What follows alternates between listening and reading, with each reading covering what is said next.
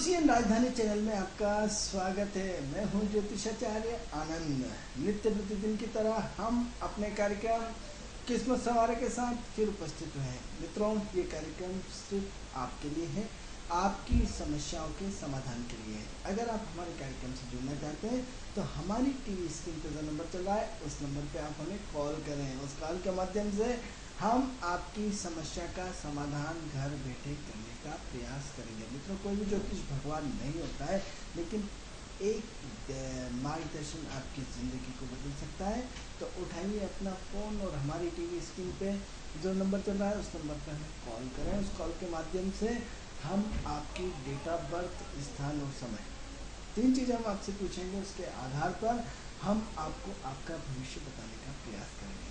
मित्रों, आप यदि चाहते हैं आपकी विदेश यात्रा हो, आपका मकान बने, आपका वाहन आए, आपकी ज़मीन आए, आपका अपना निजी घर हो, आपका प्रमोशन कब होगा, आपकी उन्नति कब होगी, आपका ट्रांसफ़र कब होगा, आपको अपने बच्चे को किस विषय में किस लाइन में डालना चाहिए, उसको कॉमर्स दिलाना चाहिए, साइंस दिलाना चाहिए, आर्ट दिलाना चाहिए, या कलेक्टर बनाना है, IAS बनाना है, या आपको उसको इंजीनियर बनाना है, डॉक्टर बनाना है, क्या बनाना है। ऐसे अनेकों प्रश्न हैं जिसमें आप चाहते हैं कि आपका इन्वेस्टमेंट किस दिशा में हो, शेयर बाजार में होना चाहिए, प्रॉपर्टी में होना चाहिए, स्टॉक में होना चाहिए, या किस में ऐसा क्या काम करें जिससे पूंजी का रिटर्न अच्छे ढंग से मिल पाए।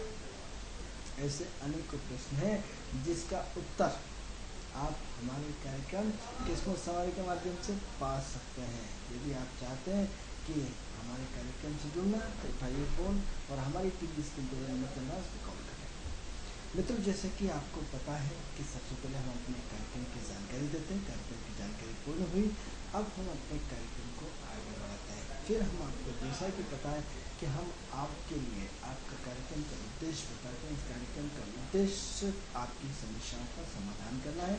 इस कार्यक्रम का उद्देश्य ज्योतिष के प्रति अवधारणा जो आपके दिलो दिमाग में बनी हुई है उसको दूर करना है।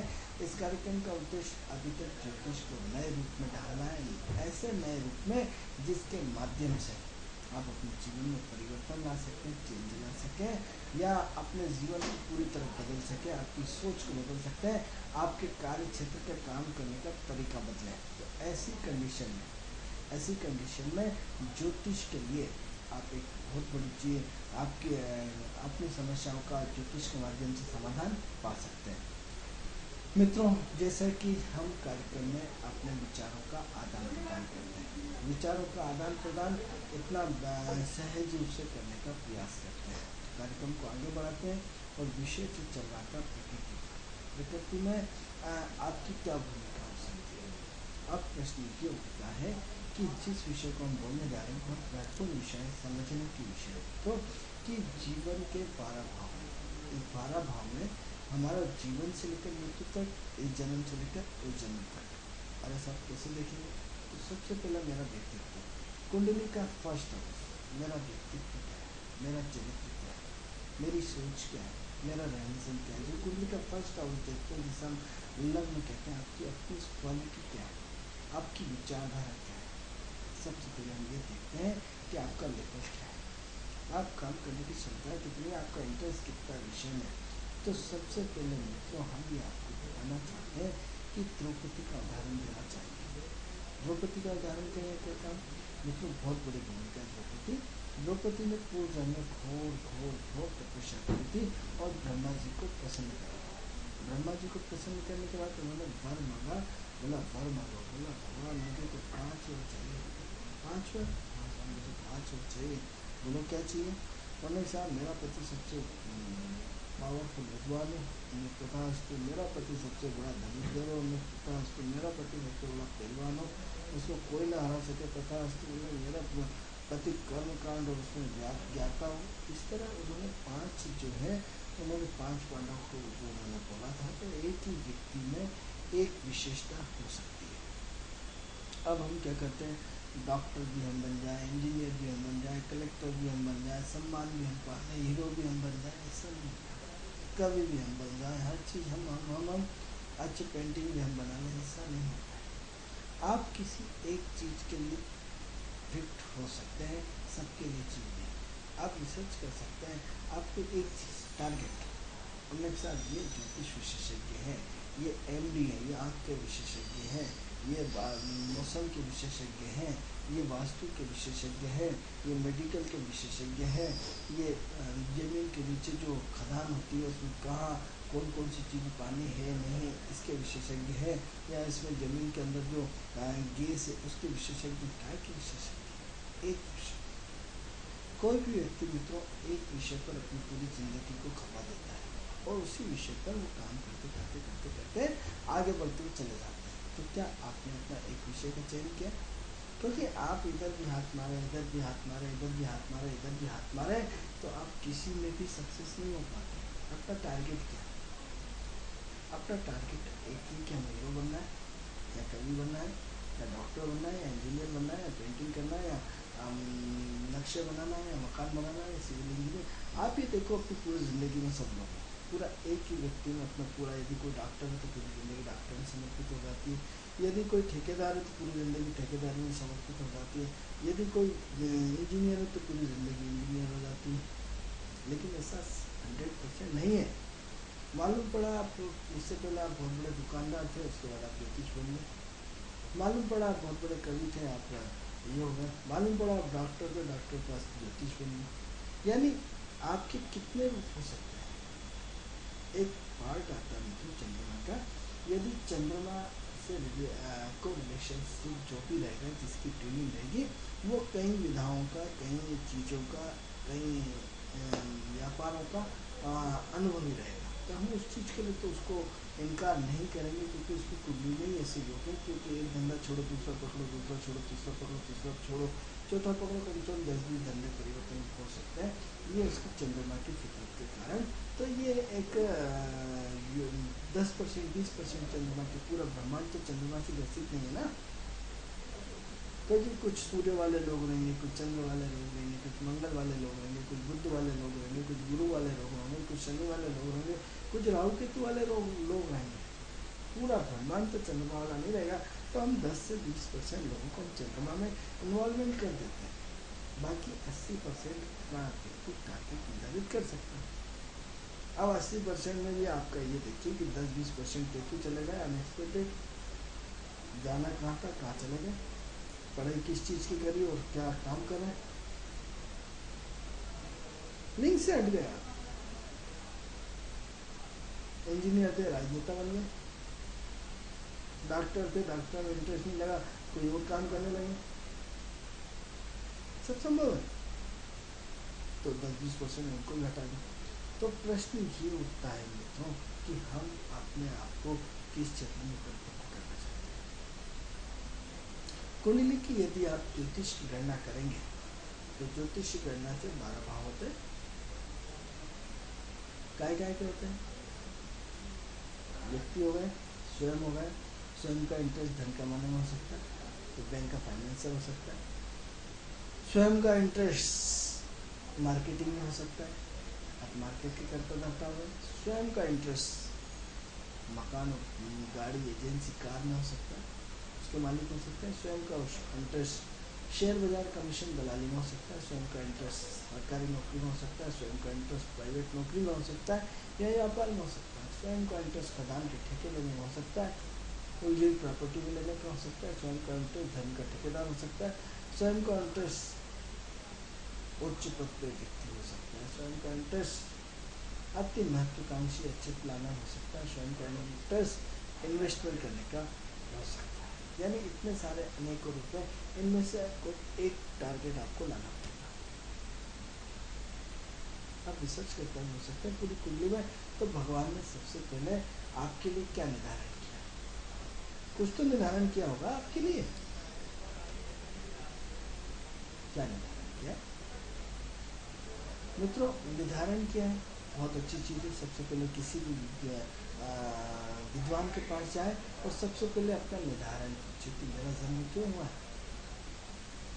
मेरा जन्म झाड़ू लगाने के लिए हुआ है, मेरा जन्म क्लर्क बनने के लिए हुआ है, मेरा जन्म उससे ऊपर पोस्टिंग के लिए हुआ है, मेरा जन्म और बॉस बनने के लिए हुआ है, मेरा जन्म बॉस का बॉस बनने के लिए हुआ है, किसके लिए हुआ है? या मेरा फिर लाइन चेंज कर दूँ, मेरा जन्म हॉस्पिटल के लिए सेवा करने के लिए हुआ, हॉस्पिटल में भी कौन सी पोस्ट, हॉस्पिटल में झाड़ू लगाने की पोस्ट, हॉस्पिटल में नर्सिंग की पोस्ट, हॉस्पिटल में कंपाउंडर की पोस्ट, हॉस्पिटल में एमबीबीएस डॉक्टर की पोस्ट, हॉस्पिटल में असिस्टेंट डॉक्टर की पोस्ट, हॉस्पिटल में हेल्थ वर्कर की पोस्ट।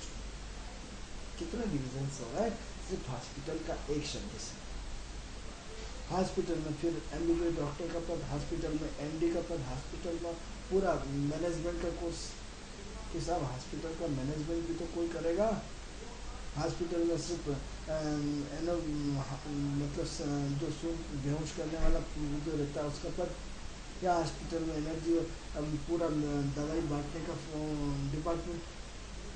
एक हॉस्पिटल हमने एक क्लू दिया आपको, क्या दिया क्लू। उस हॉस्पिटल में आपका निर्धारण क्या है, किस जगह आप अपने मुकाम को स्थापित करेंगे।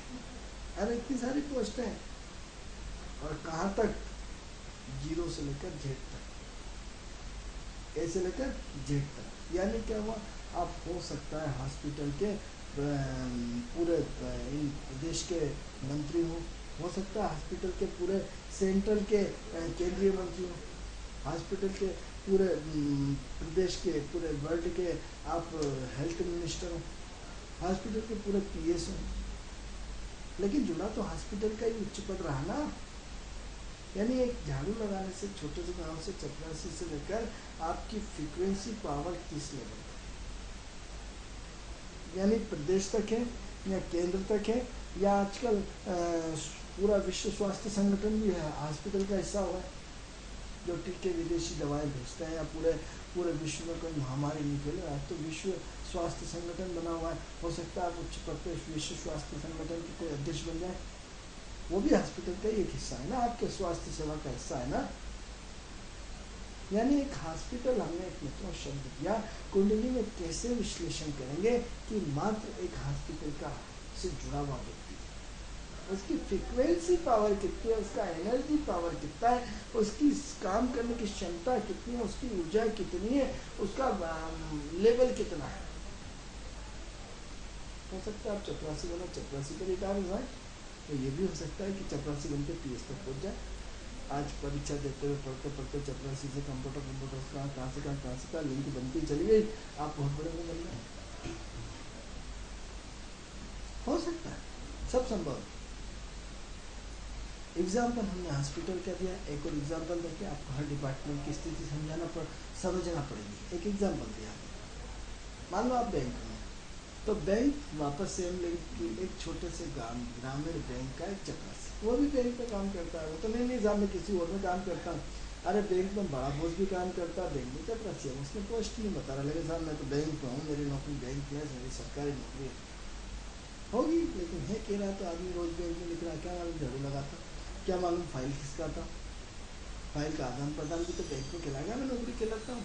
सेम बैंक का क्लर्क हो गया, बैंक का मैनेजर हो गया, बैंक का कैशियर हो गया, बैंक को मैनेजमेंट करने वाला हो गया, बैंक का प्रदेश का अधिकारी हो सकता है, बैंक का केंद्रीय अधिकारी हो सकता है। आजकल तो विश्व बैंक की होगी, संबंध आपका बैंक से हो गया। तो उसी तरह जैसे हम सूर्य को रिफाइन कर रहे थे, सूर्य और गुरु मेडिकल का मुख्य कर्ता धरता है। अब सूर्य और गुरु की फ्रीक्वेंसी कितने ग्रहों के साथ कितनी मिली हुई है, आपकी पावर सूर्य की क्षमता कितनी है। सूर्य सरकार है, ठीक है, सरकार में आप सरकारी नौकरी मिल गया, चाहे बैंक की सरकारी, स्वास्थ्य की सरकारी है, लेकिन कहीं ना कहीं इसकी फ्रीक्वेंसी पावर कितनी है। आपकी जेब में यदि 10 रुपये रखें तो भी रुपए कहलाएंगे, 5 रुपये रखें तो भी रुपए कहलाएंगे, 2 रुपये तो देखना ही बंद होगा, फिर भी यदि 2 रुपये 1 रुपये रखा है तो भी रुपए कहलाएंगे, 1 करोड़ है तो भी रुपए कहलाएंगे, 1 करोड़ रुपए तो रुपए। आपके रुपए कितने हैं साहब, आपकी जेब में पैसे हाँ है, कितना है 2 रुपये, अरे किस काम के, 10 करोड़ भी हो सकते हैं, रुपया है, आई एग्री, बट कितनी फ्रीक्वेंसी है, कितनी फ्रीक्वेंसी के साथ है, कि 1000 रुपये है, कि 10,000 रुपये, कि लाख है, कि करोड़ है, कि अरब है, कि खरब है, कि मील है, कि सब कुछ। उस फ्रीक्वेंसी को हम आपको एस्ट्रोलॉजी के माध्यम से समझाना चाहते हैं, क्या वो कौन सी फ्रीक्वेंसी लेके पैदा हुए हो और किस डिपार्टमेंट की फ्रीक्वेंसी लेके पैदा हुए। यदि सूर्य और गुरु है तो आप मेडिकल की फ्रीक्वेंसी लेकर पैदा हुए, लेकिन मेडिकल में भी बहुत सारी चीज़ें रिफाइन करना पड़ेगी। यदि बुद्ध की फ्रीक्वेंसी है तो आप बैंक में के लिए पैदा हुए हो। ये बहुत महत्वपूर्ण चीज़ हम आपको बता रहे हैं। तो ये है कि कोई सा ऐसे दुनिया भर के जितने डिपार्टमेंट में उन सब की बात अपनी भाषा में समझ लीजिए, क्योंकि टाइम को खींचने से कोई मतलब नहीं। ऐसे जितने भी डिपार्टमेंट है, चाहे ऊर्जा विभाग हो तो ऊर्जा विभाग से छोटे से लेकर बड़ा। अब ऊर्जा भी कई तरह से, बिजली में कई तरह की बिजली आ रही है,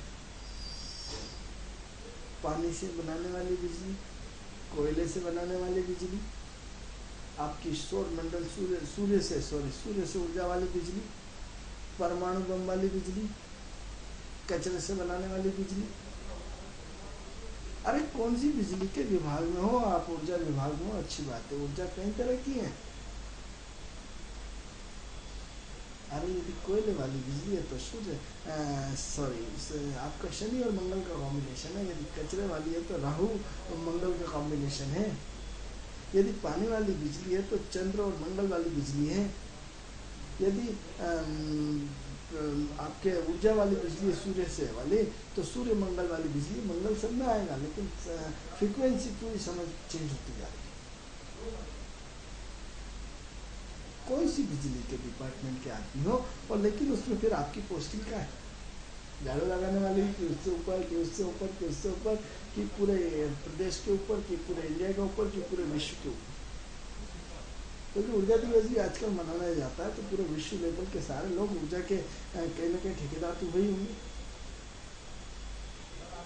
किस डिपार्टमेंट? तो सवाल है कि कहीं ना कहीं कोई ना व्यक्ति, अब जैसे अब इसी को खाद्य में समझ लो, उसको दुनिया भर के उस विभागों में ले लो, चाहे मत्स्य हो चाहे कोई सा विभाग हो। तो अब ये बताओ कि आपका स्थान कहीं ना कहीं किसी न किसी डिपार्टमेंट में फिक्स है? हाँ साहब है। तो किस लेवल पे? कौन से लेवल पे? अब फिर मेडिकल में गलती मत कर देना, क्योंकि यदि आप स्वास्थ्य की बात करें तो स्वास्थ्य में आजकल कितनी थेरेपी आ गई। मित्रों, पहले के ज़माने में ये सब तो रिसर्च नहीं होता था। एक एस्ट्रोलॉजर कितनी मेहनत के साथ आपके लिए कितना वर्क कर रहा है, कितने रात और दिन अपने आप को लगा लेता है, बदले में क्या मिलता है? कुछ नहीं। लेकिन एक समाज को अपना प्राण फूकता है, एक समाज को दिशा देता है, एक ऐसी दिशा देता है जिसके माध्यम से आपके जीवन के लिए निस्वार्थ भाव से काम करते हैं। अर्थ तो सब लेते हैं, ऐसा कौन सा व्यक्ति है जिसका अर्थ न लेता, लेकिन एक निस्वार्थ और एक स्वार्थ से समाज के कल्याण के लिए। क्योंकि जब मेडिकल की बात करेंगे साहब, सूर्य और मेडिकल, तो ये तो सिर्फ हमने एलोपैथी की करी। अब ये आयुर्वेदिक अलग आ गया, होम्योपैथिक अलग आ गया, नेचुरोपैथी अलग आ गया, कितने सारे डिपार्टमेंट्स आ गए।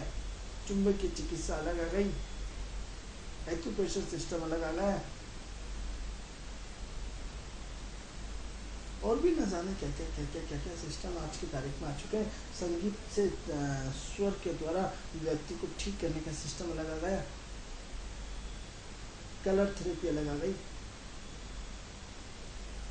यानी इतने सारे डिपार्टमेंट, क्या आप मेडिकल एस्ट्रोलॉजी के माध्यम से आप इतने सारे डिपार्टमेंट को खोज सकते हैं? सिर्फ 9 ग्रहों के माध्यम से, 12 राशि और 12 के भाव के माध्यम से।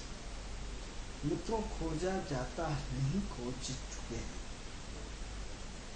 होता हम सब बताते हैं, अरे साहब आप तो इस लाइन में जाओगे, इस लाइन में जाओगे, इस लाइन में जाओगे, ये सब संभव। इसके बाद भी हम क्या करते हैं? ज्योतिष को सही दृष्टि से देखते हैं, तो उस अच्छी दिखा से नहीं। जो समाज का इतना बड़ा शुभ चिंतक हो, उसको बदले में हम क्या करें? खींची चलाते, इसका शोषण करते, इसके मजे लेते। उन्हें बताओ पंडित जी कितने लड़के हैं मेरे? अरे साहब, लड़के में अभी एक लड़के के बाद आपने ऑपरेशन करा लिया, उसमें तो 10 बच्चों का योग था, होते ही थे 10 बच्चे, तो ज्योतिष क्या कर लेगा? आजकल तो इतने सारे संसाधन आ गए, दुनिया भर के संसाधन आ गए, कॉपरेटिव आ गए, सब कुछ आ गए, इतने सारे कि आजकल इम्पॉसिबल है। तो ये ज्योतिष वही चीज़ बताता है जो प्रकृति से जुड़ी चीज़ है। अपने बच्चे वाली सिस्टम प्रकृति को अपने हाथ में ले लिया, कैसे बता पाएगा? और कभी बता भी सकता है, कभी नहीं भी बता सकता, बेनिफिट भी हो सकता, नहीं हो सकता। मित्रों, ये महत्वपूर्ण चीज़ है कि आप इस डिपार्टमेंट में आज का जो हमारा एपिसोड है वो हम आपको सिर्फ इतनी चीज़ आपसे शेयर करना चाहते हैं कि आपकी ऊर्जा का विश्लेषण क्या है। उस माचिस की गाड़ी में आगे वो भी आगे कितना आग ने अपना रूप बदल दिया, उस गैस की टंकी में आगे कितना बदल दिया। तो अब आप विश्लेषण ये चाहते हैं कि आपकी ऊर्जा का पावर क्षमता कितनी है, कि जिसे आप शेयर बाजार के ग्राफ है, फिर उससे उससे ऊपर तो कि आपकी सीढ़ी क्या है, किस लेवल की सीढ़ी के आदमी है, कितनी ऊर्जा लेकर आए। यदि एक छोटे से बच्चे का जन्म हुआ है, उसको प्रधानमंत्री बनना है, यानी उसकी कौमी तो बोलेगी प्रधानमंत्री बना है, यानी किस लेवल की ऊर्जा लेके पैदा है। मान लो मोदी जी पैदा हुए या कोई पैदा हुआ, तो बचपन से कहीं ना कहीं ऊर्जा की कुंजी तो बचपन से जिस दिन जन्म में उसी दिन सिद्ध हो गया होगा कि इस व्यक्ति की फ्रिक्वेंसी पावर इस लेवल पे जाएगी और गई। यदि हम झूठ बोलते हैं तो स्वयं प्रधानमंत्री ने अपने इंटरव्यू में बोला था कि मुझे किसी ज्योतिष ने मुझे ये पहले बताया था कि आप प्रधानमंत्री के पद तक जाओगे, आप मुख्यमंत्री बनोगे, तो स्वयं इंटरव्यू में आया। यानी वो फ्रीक्वेंसी पावर किसी न किसी ज्योतिष ने, किसी न किसी विद्वान ने कभी न कभी तो देखी होगी, निश्चित रूप से देखी होगी। तभी तो बहुत पहले बोला कि साहब आप तो मुख्यमंत्री बनोगे 2 बार 3 बार, और आप इसमें प्रधानमंत्री बनोगे, और बने, सब संभव। तो क्या वो फ्रीक्वेंसी पावर आपको अपनी कुंजी में देखने को मिलता है कि एक छोटे से लेकर के चले और एक शहर तक ही सीमित रह गए, या शहर से महानगर, महानगर से पूरे वर्ल्ड से सब भी पोस्टल चले। वो फ्रीक्वेंसी यदि आप अपने जीवन में जानना सीख जाए, पहचानना सीख जाए, अनुभव करना सीख जाए, आपका जीवन बदल जाएगा। आपकी जीवन में वो क्रांति आएगी मित्रों, ये आपको भले कहाँ से कहाँ पहुँचा देगी। लेकिन हम नहीं बदलना चाहते, हम फ्रीक्वेंसी नहीं चाहते, हम तो जो चलना चलना। क्यों चलना था भाई? चेंज यदि आप चाहते हैं तो सबसे पहले आपको अपने व्यवहार को बदलना पड़ेगा, अपनी सोच को बदलना पड़ेगा। अपने अंदर जो पूरा जब तक आपके दिमाग में जो चीज़ें भरी हुई है, एक जो 0 से स्टार्ट होता है, हमें उसे ज्योतिष सिखाने में बहुत कम समय लगता है, लेकिन मान के चलिए, लेकिन जो ऑलरेडी ज्योतिष होता है उसको समझाने में बहुत हमें दिक्कत आती है। साहब ये कैसे देखा, ये कैसे, इम्पॉसिबल। खाली दिमाग होगा सब सिखा देंगे, ऑलरेडी भरा हुआ कुछ नहीं सीख पाएंगे। क्योंकि यदि मुझे आपसे, आपको मुझसे सीखना है तो अपने दिमाग को खाली करके आपको समर्पण करना पड़ेगा, तभी आप उस लेवल पर पहुंच पाएंगे, उस लेवल पर सोच पाएंगे, उस लेवल पर वर्कआउट कर पाएंगे, उस लेवल पे आपका आत्मविश्लेषण, आत्मशोधन, आत्मचिंतन काम होगा। इसलिए कुंडली के सबसे पहले बहुत इम्पोर्टेंट हाउस है, इनको तलाशी। किसको इम्पोर्टेंट माने, किस ग्रह को इम्पोर्टेंट माने? आप राहु और केतु को इम्पोर्टेंट माने, आप शनि को इम्पोर्टेंट, आप शुक्र को इम्पोर्टेंट मानिए, इन 4 ग्रहों को तो बहुत इम्पोर्टेंट माने। अरे साहब हम तो आपकी बात नहीं मानते, अरे नहीं मानते तो इसका प्रैक्टिकल करवा देते, साहब इनको इम्पोर्टेंट क्यों माने? सूर्य 1 महीने, चंद्रमा 2.5 दिन, आपका बुध 1 महीना, कितनी छोटी छोटी अवधि के ग्रह। इसी की तुलना में शनि एक ही राशि में बैठ गए 2.5 साल तक तो हिलेंगे नहीं, और आगे देखेंगे। जहाँ बैठ गए आपकी कुर्सी में 2.5 साल तक चिपक गए। राहु केतु 18 महीने तक, गुरु 13 महीने तक।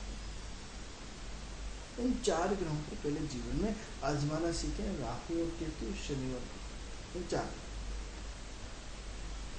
क्योंकि बाकी ग्रहों की फ्रीक्वेंसी बहुत छोटी है। सूर्य 1 महीना, बुध 1 महीना, मंगल 1.5 महीना, शुक्र 1 महीना और चंद्र 2.5 दिन। इतनी कम फ्रीक्वेंसी की, क्यों इनको कम फ्रीक्वेंसी दी, क्यों इन ग्रहों को ज़्यादा फ्रीक्वेंसी दी? तो इन फ्रीक्वेंसियों की, शनि की और राहु की और केतु की और गुरु की जब तक आप ऋण नहीं चुकाओगे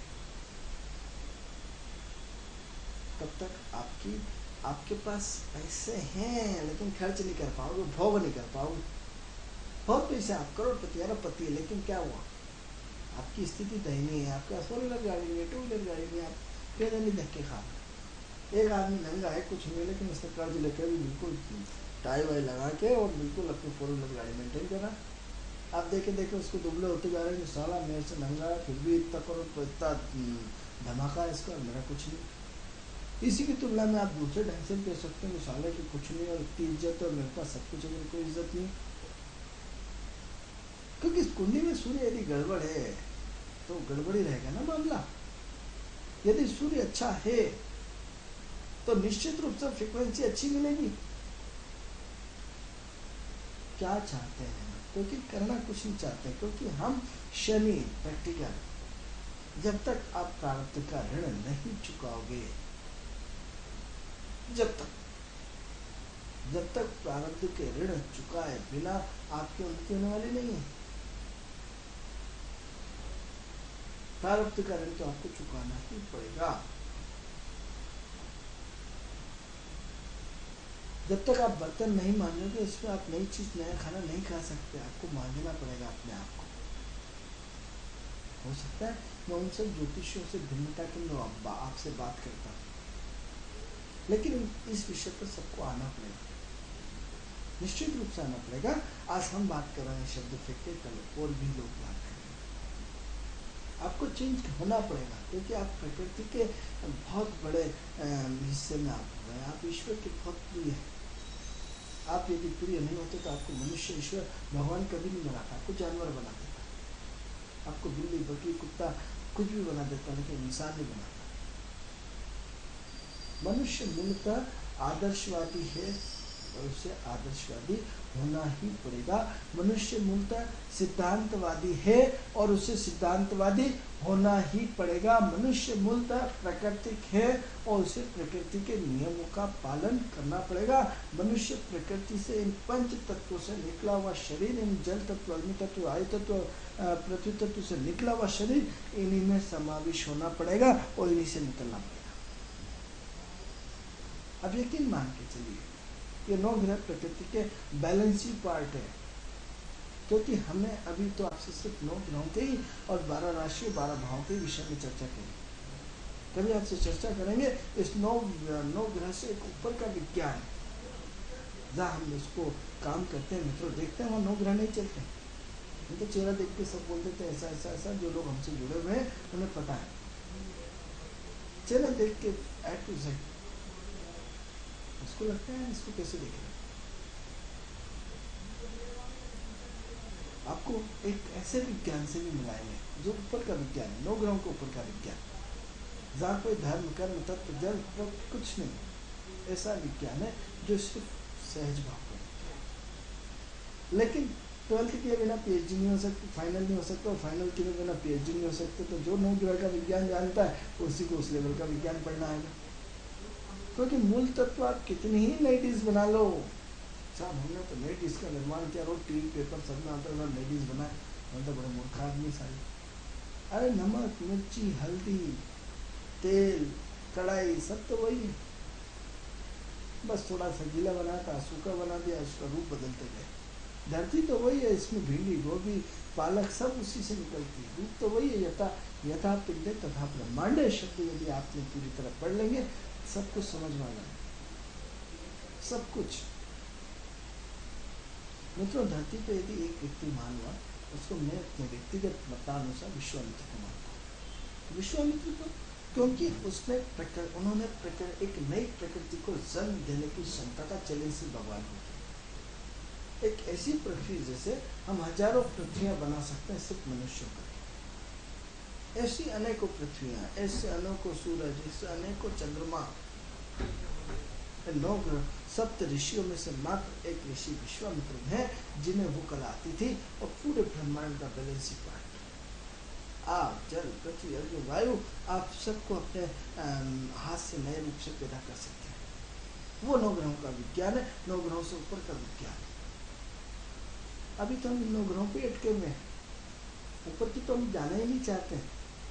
एक साधारण आदमी के व्यक्ति का लेवल आपको इस लेवल तक हो सकता है, आप सोच भी नहीं सकते। इस लेवल तक व्यक्ति आपसे हम बात कर रहे हैं तो निश्चित रूप से अनुभव होगा। ऐसी बात भी की जाती है, ऐसे किसी दुकान से खरीद के किताब पढ़ के ज्योतिष नहीं बनता। हमने मित्रों एक भी किताब जीवन में नहीं पढ़ी, और पूरा गोदरेज भरी हुई किताब से एक भी किताब। और आज भी सबसे एक्स्ट्रा मेरी ये इच्छा होती है कि जिस दिन पैसे आएंगे एक्स्ट्रा, सबसे पहले हम हमारी लाइब्रेरी बनाएंगे, लाखों रुपये किताब रखेंगे, पढ़ेंगे एक दिन। क्योंकि प्रकृति जो आपको सिखाती है, ईश्वर जो सिखाता है, वो अपने आप में ज़्यादा प्रैक्टिकल होता है। आप मित्रों, चूंकि पद की गरिमा है, हमने किताब का एक पन्ना नहीं पढ़ा, वो हजारों लोगों को ज्योतिष बनाया, सिखा है। ये अलग चीज़ है कि उस लेवल पे सम्मान नहीं मिलता है, अलग चीज़ है, हमारा भाग्य था। लेकिन कर्म कुछ उस लेवल पे किया, कराया ईश्वर ने, प्रकृति ने उस लेवल पे काम किया।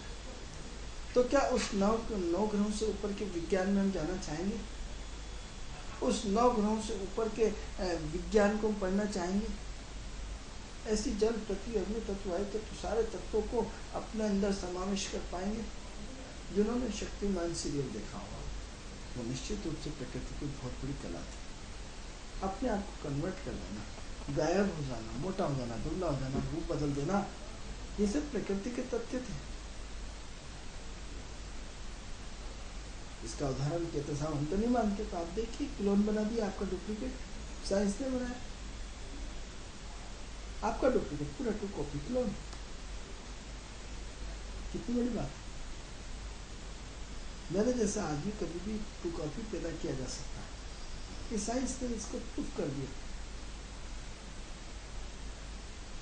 तो क्या आप इन ग्रहों से ऐसे विज्ञान में, ऐसा विज्ञान जो अद्भुत विज्ञान है, उसे हम ज्योतिष का विज्ञान बोलते हैं मित्रों, इसकी क्षमताएं बहुत ज़्यादा है। तो हम आपसे सिर्फ आज के एपिसोड में सिर्फ इतना कहना चाहते हैं कि उस ब्रह्मांड में आपका स्थान किस लेवल पे है। जैसे 0 से लेकर ए से लेकर जेड तक में आप किस श्रेणी में आ रहा है। ए से स्टार्ट करा कि बी से करा, किसी से करा कि डी से करा कि जेड तक पहुँचा, यानी शिखर। शिखर क्या? विश्व बैंक। शिखर क्या है? विश्व स्वास्थ्य दिवस, विश्व का पूरा स्वास्थ्य का है उस शिखर। तो आप अपनी श्रेणी में, भगवान ने आपको किस श्रेणी में रखा है, उस ऊर्जा को आपको किस श्रेणी में दिया है। जब तक आप इन ग्रहों से तालमेल नहीं करेंगे, इसलिए बार बार कहता है कि 3 चीजें जरूर सीखें।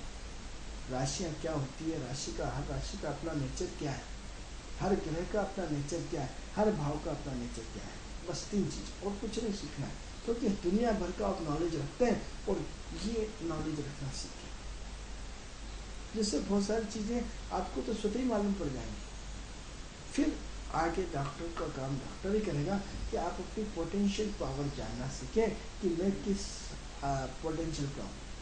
अरे वो नहीं सीख सकते तो एक काम करो, ऐसा सीख लो, आपकी गाड़ी 100 सीसी की है कि 125 सीसी की है कि 150 सीसी की है कि 180 सीसी की है कि 250 सीसी की, 30 सीसी की। जितना बड़ा इंजन होगा उस लेवल की आपकी गाड़ी की भागने की क्षमता होगी। तो आपकी ईश्वर ने वो क्षमता किस सीसी की बनाई है। 100 सीसी तो सब में कॉमन होगा, स्टार्ट ही यहीं से, लेकिन 100 सीसी से ऊपर कितनी आपकी क्षमता है, कितना आपका पावर है, कितनी आपकी उसकी भागने की पकड़ है। और पकड़ दिशा ही नहीं, दिशावान। मित्रों, कार्यक्रम का समय पूर्ण हुआ। ये कार्यक्रम आपको कैसा लगता है? इस कार्यक्रम से संबंधित कोई भी यदि आपको जानकारी चाहिए तो हमारी टीवी स्क्रीन पर जो नंबर चला है उस नंबर पर आप हमें कॉल कर सकते हैं। कल आपसे इसी समय फिर अपने कार्यक्रम किस्मत संवारे के साथ फिर मुलाकात होगी। तब तक के लिए मुझे आज्ञा दीजिए। नमस्कार।